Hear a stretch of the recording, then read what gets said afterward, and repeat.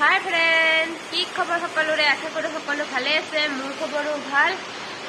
আজি 2-3 দিনৰ পৰা এনেকুৱা বৰষুণ হৈ আছে না, মানে পুৰা কাপোৰ কানি পুৰা তিতি বুঢ়ী, মানে একদম চেচ আৰু মানে শুকুৱাও নাই। ইমানবোৰ কাপোৰ ধুই দিলোঁ, মানে ডেইলিতো কাপোৰ লেতেৰা হৈয়ে থাকে, তো নুধুলেও নহয়, মানে মেলিব ঠাই নোহোৱা হৈ গৈছে। তাৰোপৰি মানে আমাৰ ঘৰটো বনাইছিলে, তো মিস্ত্ৰী লাগি আছে। এনেকুৱা বৰষুণ আৰু ক'ত মিস্ত্ৰীয়ে কাম কৰিব পাৰিব, তো নোৱাৰিলে। মই মানে চাৰিওফালে পুৰা একদম ভিজা কাপোৰ মানে ৰছী বান্ধি পেলাই পুৰা মেলি ৰাখিছোঁ, শুকোৱা নাই, পুৰা গন্ধ ওলাই গৈছে। আৰু এইফালে চাওক, পুৰা একদম বৰষুণ মাৰি আছে এতিয়াও। তো আপোনালোকে দেখিছে চাগে, এয়া বৰষুণ পৰি আছে। চাওক, মই খিৰিকী পৰ্যন্ত মানে পুৰা কাপোৰ মেলি ৰাখিছোঁ। আৰু ইফালে চাওক, পুৰা বাৰান্দাতো কাপোৰ মেলি দিছোঁ।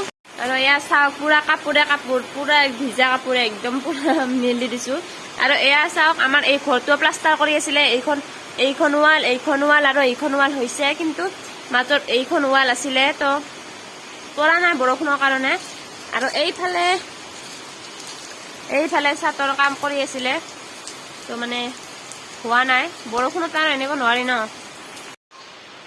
হাই গাইজ, তো চাওক, কালিৰ পৰা এনেকুৱা বৰষুণ হৈ আছে, মানে কি ক'ম, মানে সকলোফালে বানপানী পুৰা একদম ডুবি গৈছে।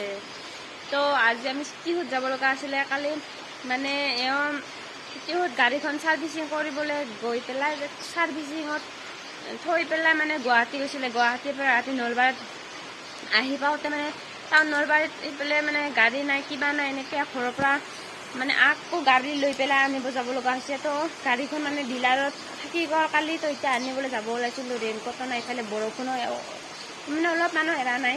তো ৰাস্তাতো হেনো বৰষুণ হৈছে, বানপানী হৈছে। তো কি কৰোঁ চাওঁ, কি কৰিব পাৰোঁ। আৰু আমি টিহুলৈ গৈ আছোঁ, আৰু ফাইনেলি আমি আহি পালোঁ টিহু। এয়া চাওক, ডিলাৰৰ আগৰ ৰাস্তাটো কেনেকুৱা মানে বানপানী হৈছে।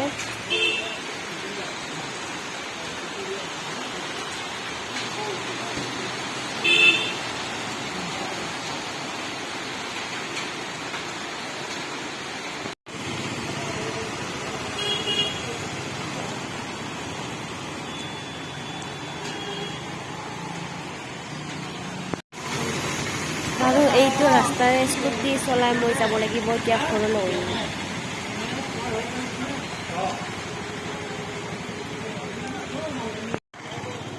আৰু এয়া পাঠশালা হৈ আহোঁতে দেখিলোঁ পাঠশালাত বজালি বাণিজ্য মেলা চলি আছে। মেলা কিবা লাগে।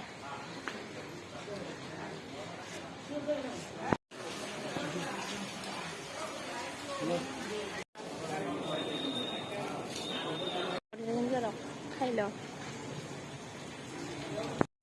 হাই গাইছ, আমি এতিয়া যাম বানপানী চাবলৈ। বানপানী সেইটো হাই কৈছে।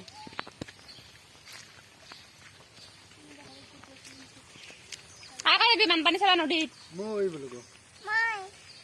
তোক নেনো যাম, যাবি দে। এয়া মাছ মৰা মানুহ চাও,